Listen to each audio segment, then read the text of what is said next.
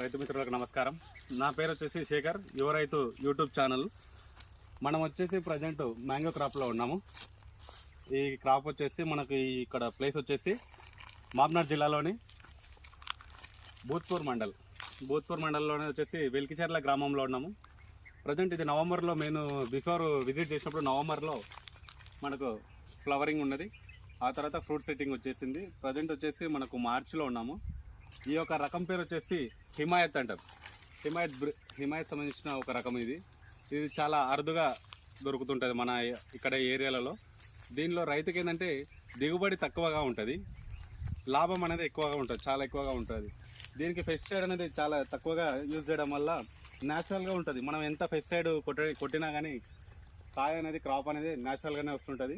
మనము ఫార్మర్ వచ్చేసి మనము పంటకు ఏది ఎక్కువ విధంగా మనకు ఎంత పెట్టుబడి పెడితే మనకు క్రాప్ సెట్టింగ్ కూడా ఎంతగానో రావడం జరుగుతుంది.